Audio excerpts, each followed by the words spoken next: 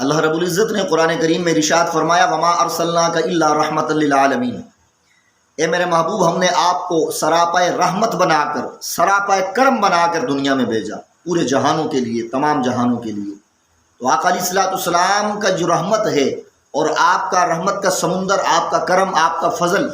اور آپ کی عنایات جو امت پر ہیں، وہ آقا علیہ الصلوۃ والسلام کی زبان مبارکہ میں بھی ہمیں نظر آتی ہیں، اور آپ کے ظاہری وصال کے بعد بھی آپ کا کرم، آپ کا فضل امت پر نظر آتا ہے۔ سید عالم نور مجسم صلی اللہ تعالی علیہ وسلم کی بارگاہ میں ایک عورت حاضر ہوتی ہے اور عرض کرتی ہے کہ یا رسول اللہ صلی اللہ علیہ وسلم، مجھے مرگی کے دورے کی شکایت ہے، اور جب مجھے یہ دورہ پڑتا ہے تو میں اپنی کیفیت کو بیان نہیں کر سکتی، اور میرا سطر جو ہے وہ کھل جاتا ہے، بے پردگی ہو جاتی ہے، تو حضور دعا فرمائے نا کہ اللہ رب العزت مجھ سے یہ بیماری کو دور فرما لے۔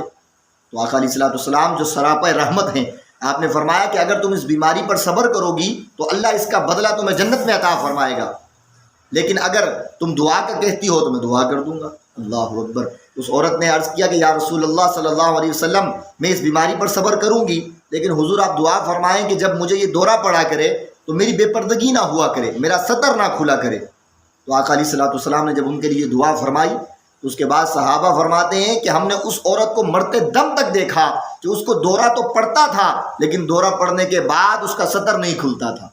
اس کی بے پردگی نہیں ہوتی تھی، اس لیے کہ وہ سراپائے رحمت نبی جو بن کر آئے تھے، انہوں نے ان کے لیے دعا فرمائی تھی۔ اللہ اکبر۔ اور سیدہ عائشہ رضی اللہ تعالیٰ عنہ بیان فرماتی ہیں کہ ایک مرتبہ آقا علیہ الصلوۃ والسلام تہجد کے وقت اٹھے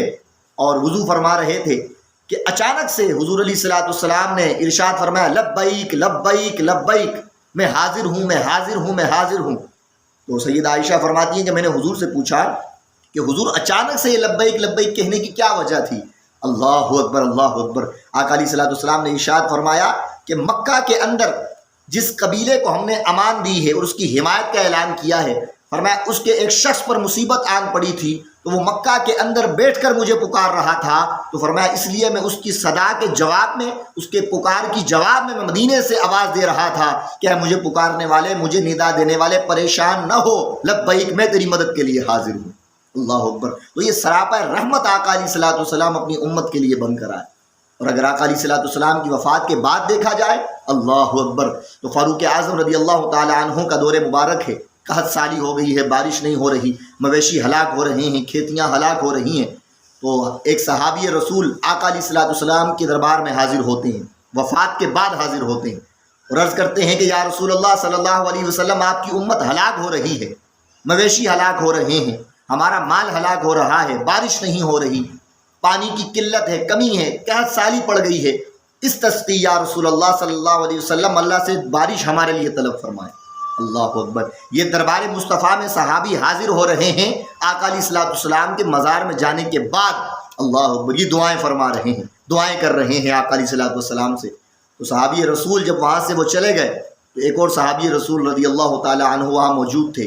وہ فرماتے ہیں کہ مجھے خواب کے اندر آقا علیہ الصلوۃ والسلام آئے، وہ فرمایا کہ جا کر فاروق اعظم رضی اللہ تعالیٰ عنہ سے کہہ دو کہ اللہ تعالیٰ نے تمہاری دعا قبول فرمائی ہے اور اللہ تعالیٰ تمہارے لیے بارش نازل فرما دے گا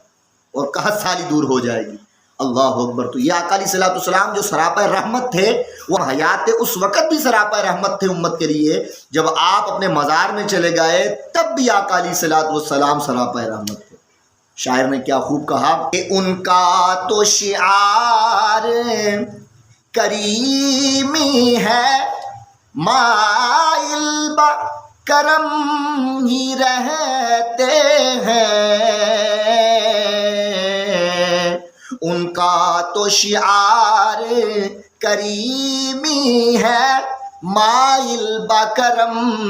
ہی رہتے ہیں، جب یاد کیا ہے صلی اللہ، ارے وہ آ ہی گئے تڑپایا نہیں، جب یاد کیا ہے صلی اللہ۔